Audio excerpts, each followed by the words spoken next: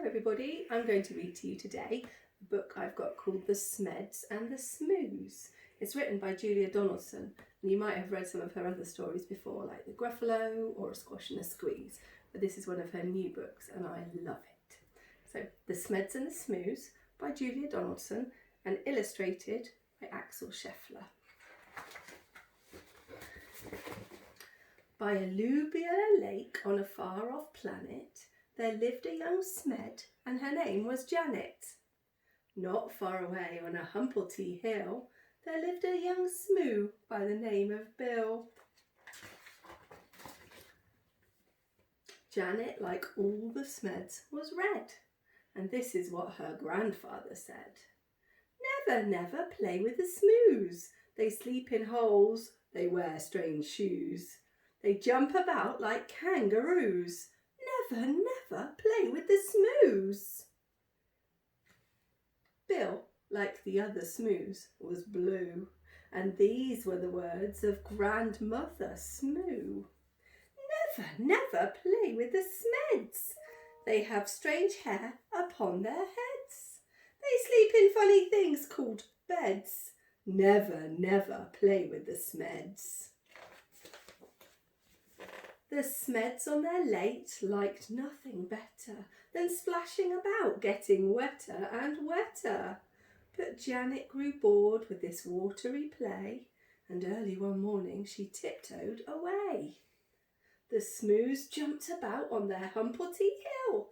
They bounced up and down and never stood still.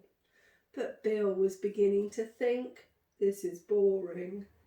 So early one morning he set off exploring. Janet met Bill in the Wirpula wood, where the truckles grew tall and the glompoms smelled good. The two rubbed antennae and played all day long. She told him a story, he sang her a song. They climbed to the top of a gerberry coot and nibbled its juicy and jellyful fruit. Till who should disturb them but Grandfather Smed, shaking his fist as he angrily said, Never, never play with a Smoo. They're such a nasty shade of blue. For the 100th time I say to you, never, never play with a Smoo. Grandmother Smoo was close behind, and this is how she spoke her mind.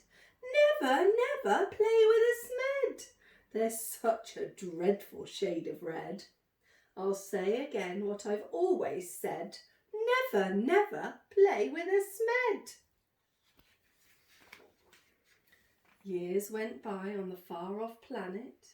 Janet missed Bill, and Bill missed Janet. But off they crept whenever they could to sing and play in the Wirpula wood.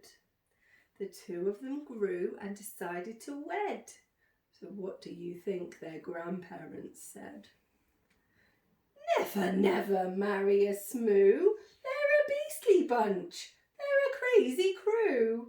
They drink black tea. They eat green stew. Never, never marry a Smoo.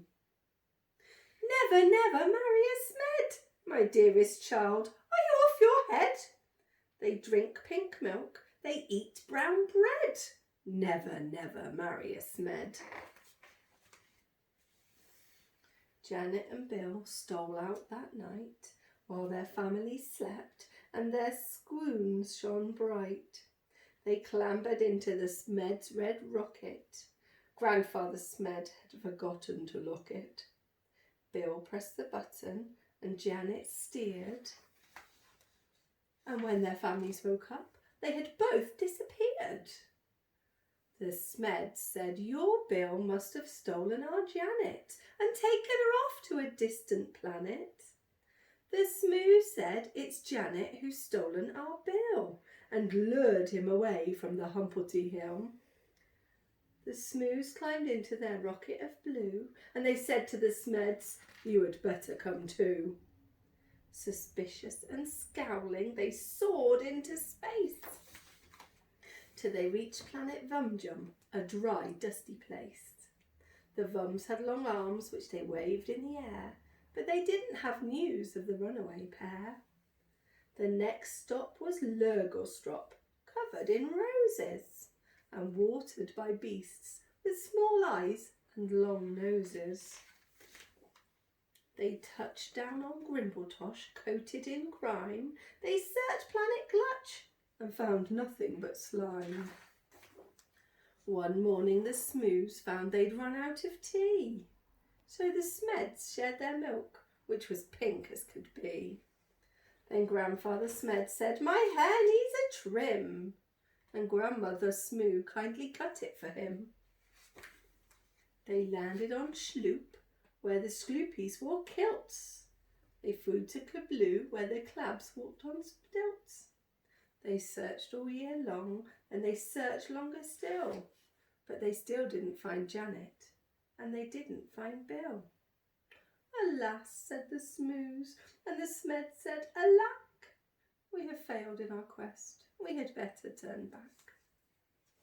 So they turned and flew home to their very own planet, and far down below them they saw Bill and Janet. The rocket touched down and they ran to the wood where the trockles grew tall and the glompom smelled good.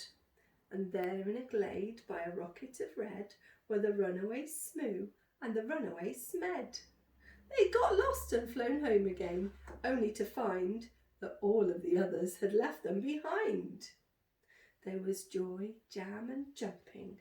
Then Janet said, "Maybe you'd like to make friends with our dear little baby." "A baby? A red one? A blue one? But no." Their baby was purple from head to toe. They all hugged the Smoos Smed, their new baby brother, and Grandpa and Gran even hugged one another. They laughed and they splashed and they danced with delight, and they played with that baby from morning till night. They made him a rattle, they made him a flute, they fed him the fruit of the gerberry coot. Then they sang by the light of the silvery squoon, and you can sing too if you make up the tune. Play with the Smeds and play with the Smoos, play with whichever friends you choose. Then close your eyes and while you snooze, dream of the Smeds and dream of the Smoos.